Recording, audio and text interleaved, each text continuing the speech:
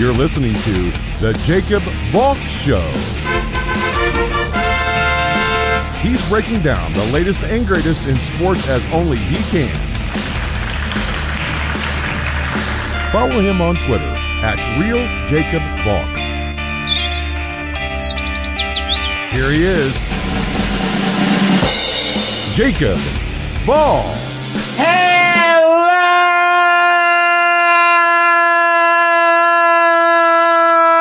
sports fans! Welcome to another edition of the Jacob Valk Show. I am Jacob Valk, and I'm in a really lousy mood today. The three stories that I want to talk about today really just ticked me off. So, if you like when I rant and rave, this is the show for you.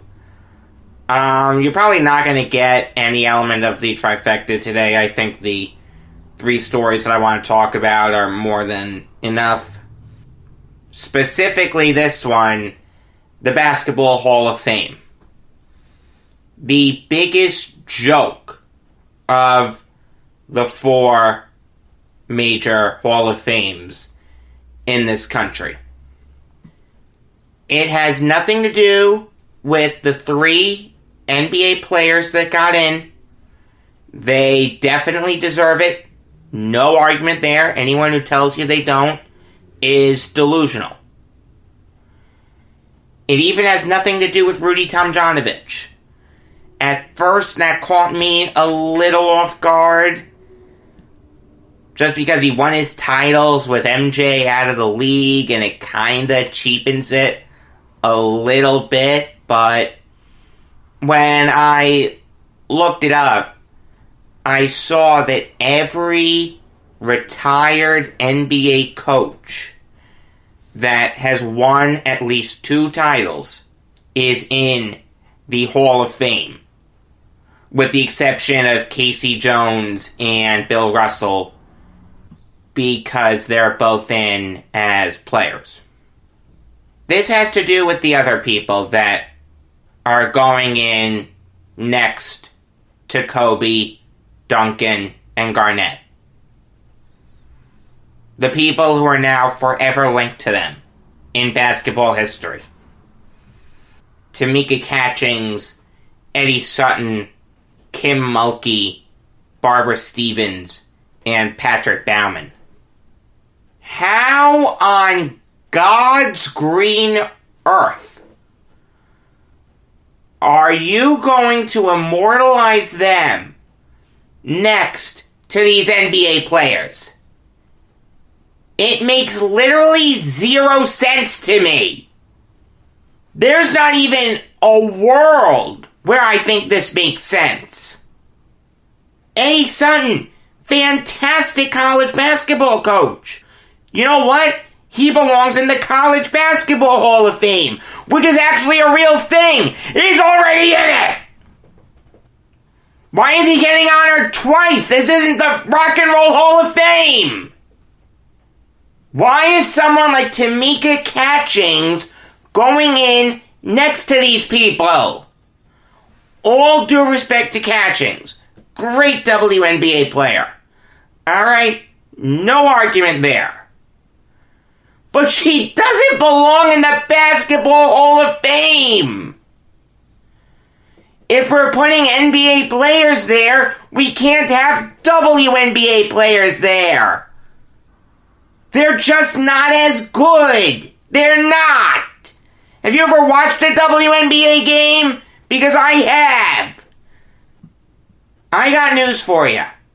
The best WNBA game is still worse than the worst NBA game. And I gotta tell you, there are a lot of people that agree with me. They can't even give those tickets away. I know people who have turned down free WNBA tickets. No one watches the games on TV. You know why? Because the quality of play is so bad. If you want to have a WNBA Hall of Fame, put Catchings in. I have no problem with that. You cannot put her next to these NBA players and coaches. It cheapens the Hall of Fame. That's why the Basketball Hall of Fame is the worst of the 4 major Hall of Fames in this country. I don't think there's a question about it. Kim Mulkey, excellent women's college basketball coach. You want to put her in the WNBA Hall of Fame? I have no problem with that. You can't put her in the Basketball Hall of Fame if you're putting her with NBA players, with NBA coaches, with NBA executives. The NBA is the best basketball league in the world. By putting these people next to the greats of the game, you're cheapening their legacies. 100 years from now, people are going to look at the class of 2020 and see that these no-names were inducted next to Kobe Bryant, Tim Duncan, and Kevin Garnett.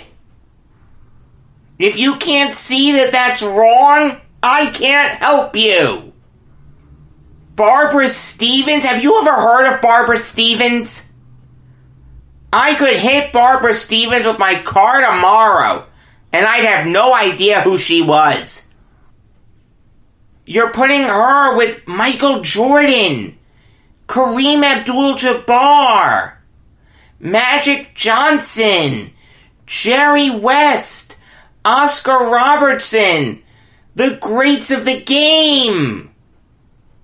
I'm not even saying that these people don't deserve to be honored in some way. Just don't put them with NBA players.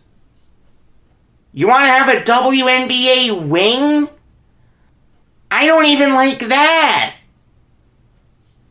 What's wrong with building a WNBA Hall of Fame? If you're that confident in the league, then prove me wrong when I say that no one would go.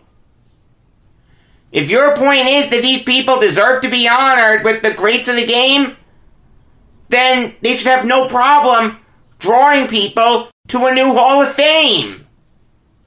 Quite frankly, the NBA needs to build its own Hall of Fame. It's just that simple.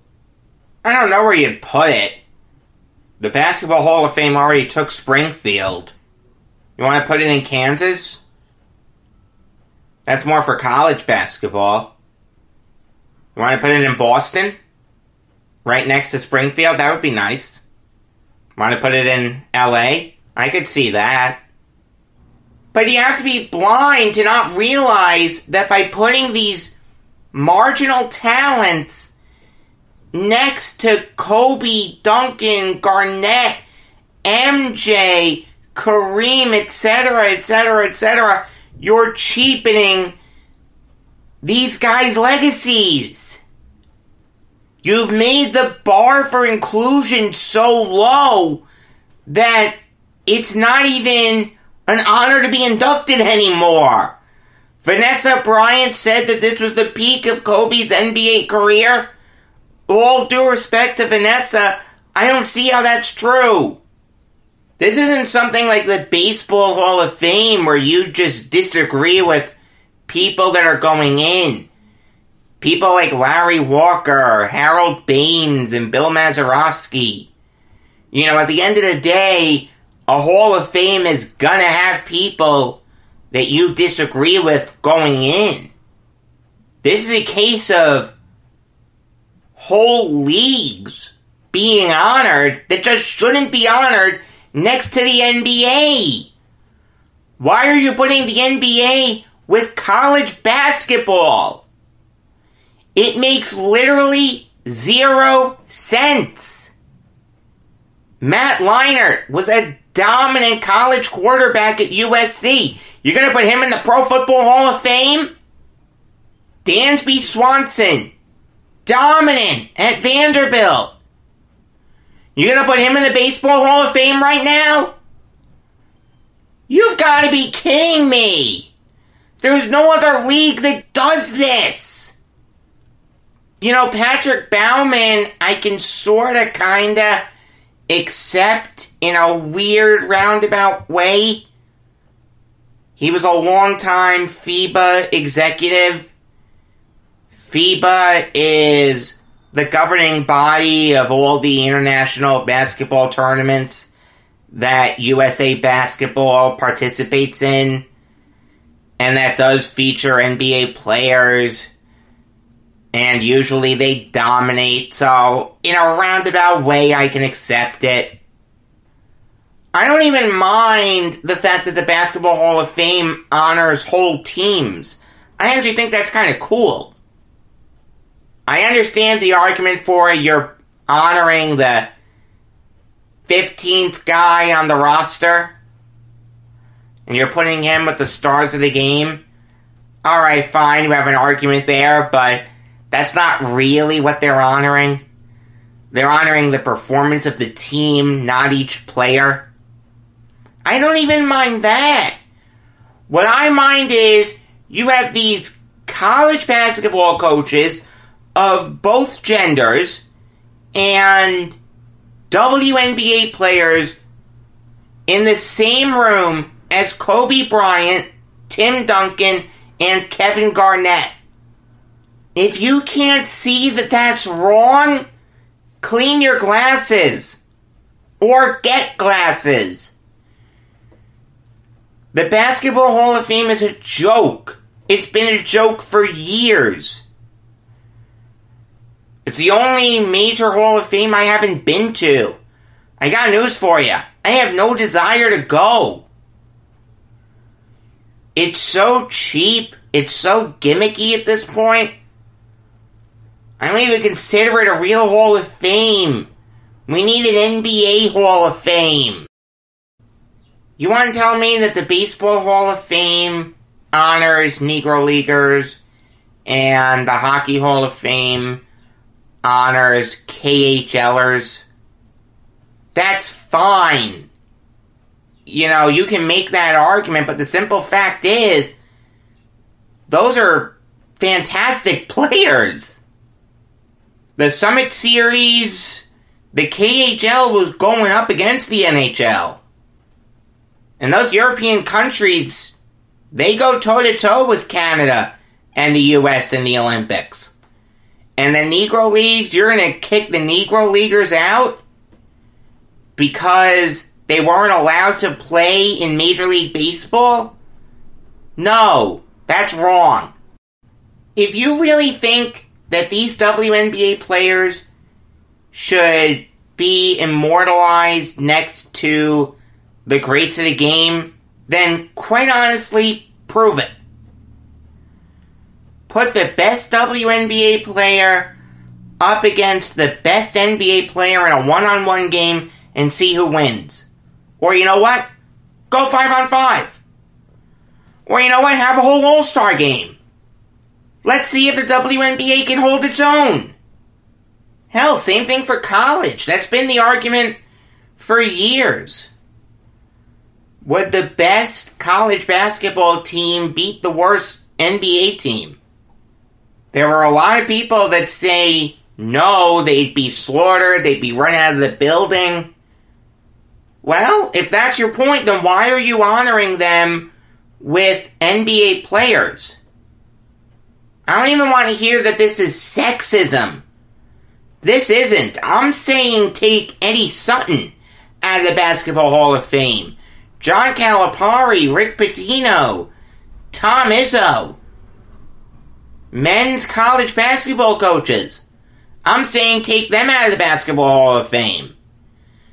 Leave them in the College Basketball Hall of Fame. In fact, I want a whole Hall of Fame dedicated to the WNBA. Don't have them as a sideshow for the Basketball Hall of Fame. I don't care about diversity. I don't care about inclusion. That's not what Hall of Fames are for. Hall of Fames are for honoring the greats of the game. It's not to be PC. If it was to be PC, then we have to take some fantastic people out of the Hall of Fame. We have to take Ty Cobb out of the Baseball Hall of Fame. We'd even have to take Kobe Bryant out of the Hall of Fame. He once called an NBA referee a bleeping bundle of sticks. A terrible thing to say. If that's your point, we need to make it PC. We need to make everything PC. Alright. You're going to kick a lot of people out of the Hall of Fame. More than you think. My point is, the NBA is the best basketball league in the world. There's no league that comes even close to it. Not the Chinese Basketball Association, not the NBL in Australia, and certainly not the WNBA. Other sports, you know what? There are some Negro League teams that could have beaten Major League teams back in the 30s and 40s. There are some KHL players that would have destroyed NHL players. And you saw it in the Summit Series. I don't think it works for football. We're not going to put LFL players in. We're not going to put flag football players in. Arena football players in. It should be the same thing for basketball. Make an NBA Hall of Fame. Keep the college basketball people in the College Basketball Hall of Fame. I don't even mind Kim Mulkey and Barbara Stevens being honored with Eddie Sutton and John Calipari. I can accept that.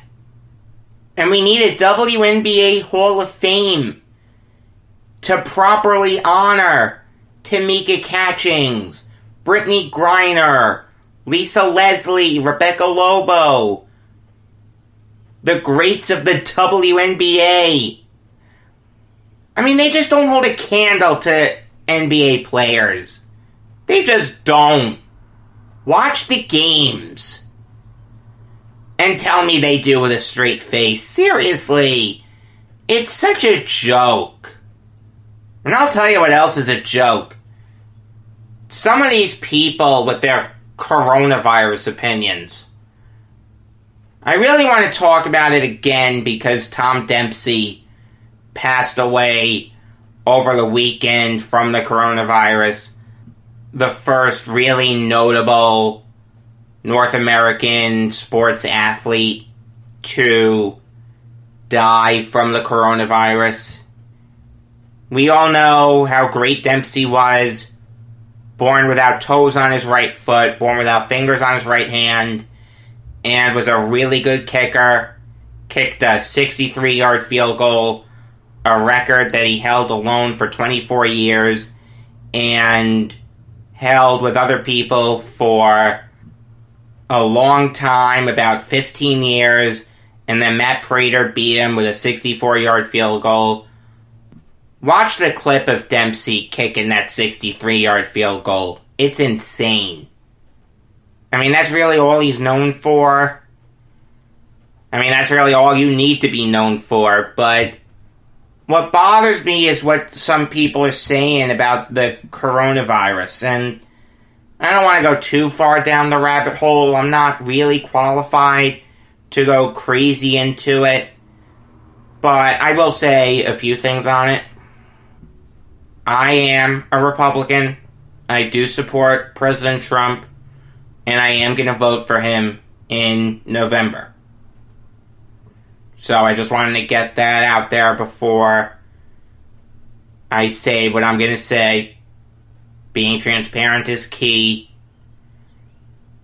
But I will say that I honestly believe, and I don't think I'm being partisan here, I think it's really unfair to criticize the president for what he's done in response to this.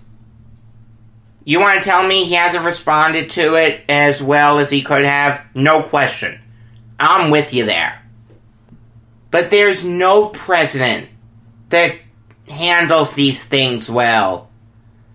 President Obama didn't do well with Hurricane Irene. President Bush didn't do well with Hurricane Katrina. President Reagan did a terrible job with the AIDS crisis. There's really no president that handles these things well. To single out Trump is ridiculous.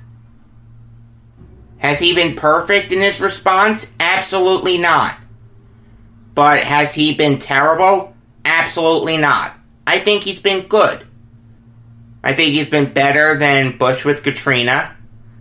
I don't think he's been as good as Obama with Hurricane Irene or Hurricane Sandy. But what really ticks me off is the people saying he didn't adequately prepare this country for this. Our healthcare system has been broken for decades. I can't even pinpoint when it went wrong. No, I don't think universal health care is the way to go. No, I don't think Medicare for all is the way to go. I don't think that can work in this country. The quality of care that you get is not as good as you get with a private system. You want to tell me that we have the money for it? Look at the money that was used to bail out the economy. I hate to say it, I really do, but the economy is more important than personal health. It just is. The economy affects more people than the healthcare system. If our healthcare system goes down, huge issue. But if our economy goes down, that's a global issue. That can cause ripple effects, the likes of which you can't even imagine. All these economies are linked. If the US economy goes under, China goes under, Russia goes under, England goes under, France goes under, Germany goes under. You'll have riots in the streets, and it will be Armageddon. I hate to say it, I really do, but the economy is more important to preserve than giving trillions of dollars to the healthcare industry. I know it's a bad thing to say, but it's just the truth. No, I don't agree with the notion that we should send people back to work and just let the chips fall where they may. No, that is incredibly wrong. You are sentencing people to die. Again, I know it's a terrible thing to say, but at the end of the day, the economy is more important to preserve than fixing the healthcare system.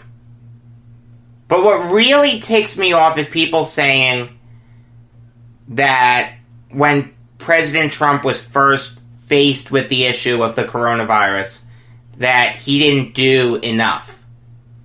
I know I'm going to sound like a Trump stooge here, but this is my honest opinion. I think the media deserves a lot of blame here.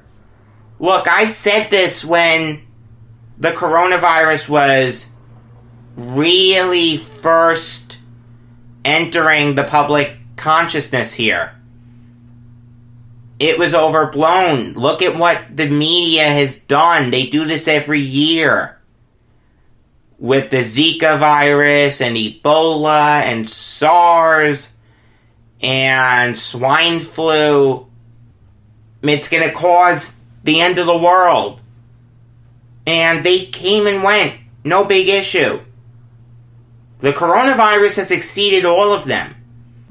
The coronavirus is the biggest pandemic that this country has faced since the Spanish flu 100 years ago. But it's the boy who cried wolf. The media was saying that about SARS, about Ebola, swine flu, Zika.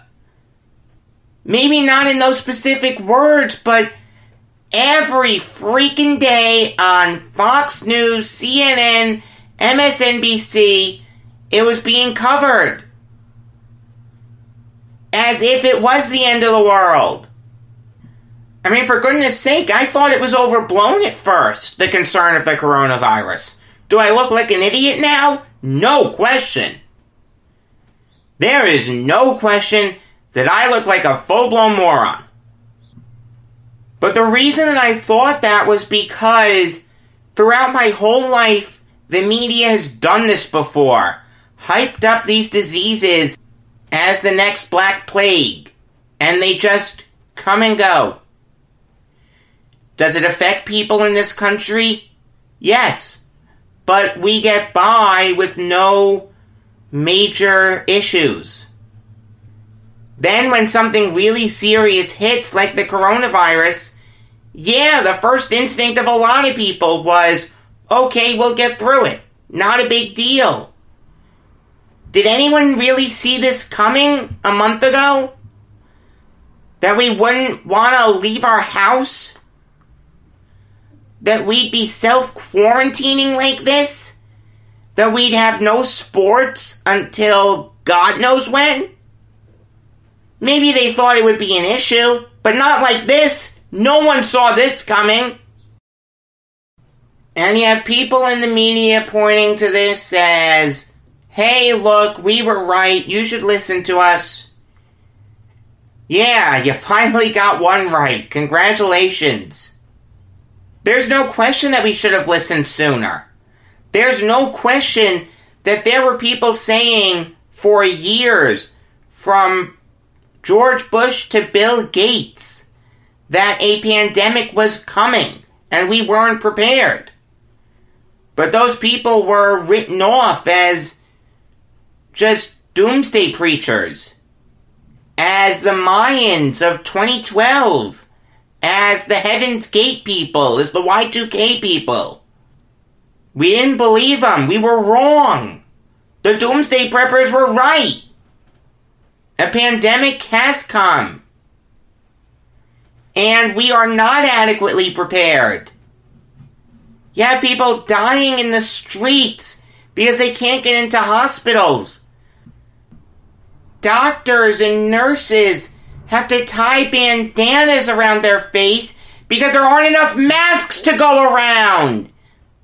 There aren't enough ventilators. Hospitals are having to choose who to treat and who to let die. Paramedics are now being allowed to call time of death. They don't even need to be taken to the hospital to be pronounced dead. This is a crisis the likes of which we haven't seen in 100 years. There's no country that's prepared for this. It's unfair to single out the president. It's unfair to single out us. Every country, China, Italy, England, France, Germany, Canada, Mexico, you name it. Are there some countries that haven't been as hard hit as others? Of course. But I guarantee you, if this had originated in any country on Earth, we'd have the same issues. Here's what I think is the best solution to this. And bear in mind, this is coming from someone with no medical training. Firstly, let me just say that we should continue all public health protocols as outlined by the World Health Organization and the CDC. Continue social distancing, stay inside as much as you can, wear masks if you go outside, do all that. But what we can do to combat the virus is fast-track tests, treatments, and vaccines. I don't even like that we're fast-tracking masks and ventilators. I understand why, and I'm not begrudging companies for doing that, but that's just a preventative measure. That's like saying we're gonna get this, and there's nothing we can do about it. No, there is something we can do. Ramp up tests. Get them in the hands of every American. It doesn't matter who you are, where you are. If you're here illegally, it does not matter. Get a test. I don't even mind them being given out for free. Have the federal government subsidize it. Alright? Drastic times call for drastic measures. The people who test positive, just stay home. The people who test negative, go to work. Go to sporting events. Continue your life. Now you have to keep testing yourself. And look, you may test negative and then positive. In which case, just stay home. But if you're sick, there are treatments out there. President Trump has touted chloroquine as being potentially effective. There are stories of people taking chloroquine and being cured. I am not saying that it is a miracle drug for this. But I think there's enough circumstantial evidence that we need to fast-track studies. If there's a research paper that someone is doing on the effectiveness of chloroquine on the coronavirus, and that paper would usually take 12 months, cut it down to 6. Do whatever you need to do to get that study done in as short a time period as possible. If it's more money, get more money. We need to throw as much money at this as we possibly can to research treatment options. And yeah, we may fail, but we'll pick ourselves back up and try again. That's what we do as humans. Maybe chloroquine doesn't work for everyone. There are side effects for it, no question. But I'll tell ya, I think the FDA should sanction it for the coronavirus, not just malaria. I looked this up. If you're going to an area where malaria is still prevalent, you should take chloroquine before you go there. Why aren't we doing that for this?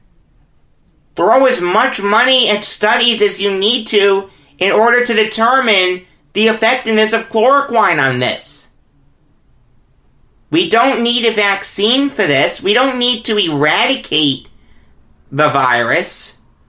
We need to treat people who get it. AIDS is still out there, but we have treatments for it. SARS is still out there, but we have treatment for it. Ebola is still out there, but we have treatments for it. The Black Plague is currently living in Atlanta at the CDC. There are treatments.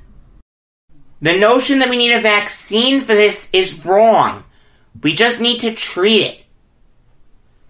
Now, eventually there will come a point when vaccines are readily available, and everyone should get one. The people who don't vaccinate themselves and their children, I think, are committing child abuse. And they should have their children taken away. That's not a personal liberty issue. That's a public health issue. Everyone should get the coronavirus vaccine once it becomes available. And I promise you, it will become available at some point. Modern medicine is amazing. We have the smartest people on Earth working on this. There will be a vaccine for this. We will get this under control. Human beings are resilient by nature. In the immortal words of Chumbawamba, We get knocked down, but we get up again. You ain't ever gonna keep us down. Al-Qaeda tried to knock us down on 9/11. We came back. The Japanese tried to knock us down at Pearl Harbor. We came back. We're gonna fight this virus, and we're gonna win. I can promise you that. Alright, I kinda glossed over the death of Tom Dempsey, but he's really only known for one thing. There's really not much else there. But this guy, who I'm going to talk about next, is a Pro Football Hall of Famer. One of the most underrated players in NFL history. And deserves a career breakdown. And that is Bobby Mitchell, who passed away yesterday at the age of 84. Mitchell came into the league in 1958 for the Cleveland Browns.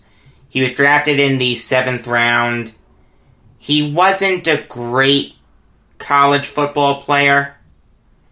He was actually better at track than he was football. Paul Brown paid him $7,000 during his rookie season to convince him not to train for the Olympics, to play football. That decision would prove to be very good, as with Mitchell and Jim Brown leading their rushing attack, the Browns had one of the best backfields. To put it in modern terms, if Jim Brown was Mark Ingram, then Bobby Mitchell was Gus Edwards. I know that's a bad example, but it's the best modern equivalent that I can come up with. Fast forward to 1962, and the Redskins still hadn't integrated. That was a pretty bad look for the country. The team playing right outside the nation's capital is still segregated. That's pretty bad. There were a lot of people pressuring George Preston Marshall, the former owner of the Redskins, to bring in an African American. And he had the first overall pick in 1962, and he picked a guy who you may have heard of, Ernie Davis. We all know the story with Davis. Fantastic college football player, but passed away before he ever played an NFL game. He's the Len Bias of the NFL. But interestingly enough, it didn't affect the Redskins. Marshall didn't want to pay Davis what he wanted. So Davis was traded to the Browns for Mitchell and some schmagegi named Leroy Jackson, who I've never heard of. Along with John Nisby and Ron Hatcher, the 62 Redskins were the first Redskins team to be integrated. They were the last team in the NFL to integrate. And their coach was a man by the name of Bill McPeak. It's okay if you don't know Bill McPeak. Not a good head coach. But he made one great decision. He said that Mitchell would not be a running back anymore. He'd be a flanker, otherwise known as a wide receiver. Now, Mitchell had shown glimpses of what he could do as a receiver. For the Browns, he caught 128 passes for 1,462 yards and 16 touchdowns. But I don't think anyone expected Mitchell to become the flanker that he became. And it's kind of funny, the 62 Redskins did not have a good running back. Their leading rusher was a man by the name of Billy Ray Barnes, who was a good Philadelphia Eagle, but lost a step when he was with the Redskins and rushed for less than 500 yards that year. In fact, they didn't have a good running back until Larry Brown, and that came in 1969. Bobby Mitchell was already retired by then. But regardless, there's no question that if Mitchell had stayed at running back, he would have been good, but he wouldn't have been great.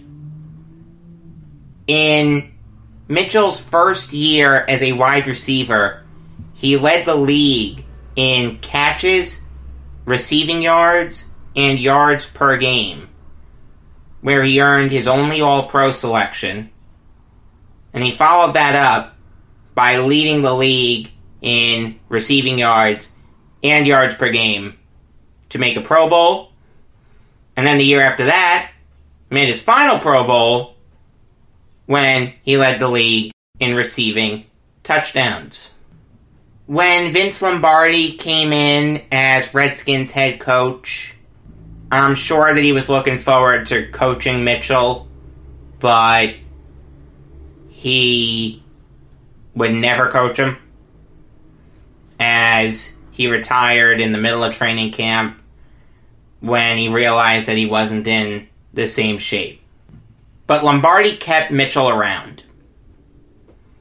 He kept him around as a scout, and Mitchell worked his way up to assistant GM. He wanted to be the league's first African-American GM. But he wouldn't, as the Redskins treated him really badly. They passed him over for Bobby Beathard and Charlie Casserly. And if you can look past Beathard and Casserly getting the job over Mitchell, which is fine, because Bobby Beathard is a Hall of Famer, and Charlie Casserly was a great GM for the Redskins. Steve Spurrier, when he was Redskins coach, issued Mitchell's number 49 to Leonard Stevens, a guy who only had one catch in the NFL. It didn't matter if Spurrier had given that number to Jerry Rice. That number should have been kept out of circulation. That number should have been retired. As a player and a member of the front office, Bobby Mitchell gave 41 years of his life to the Redskins, and they treated him like garbage after he retired. A terrible end to a great career. He's rightly in the Hall of Fame, was elected in 1983, and I sincerely hope that he rests in peace. Tomorrow you're probably going to get the trifecta. I mean, what else would you get with sports being on hiatus? I don't know when we're going to get sports back. Maybe early June? I have no idea. I'll tell you it'll be quicker if we ramp up production of tests, treatments, and vaccines, but whatever. Until tomorrow, I am Jacob Valk saying that if Casey Stengel was alive today, he'd be spinning in his grave.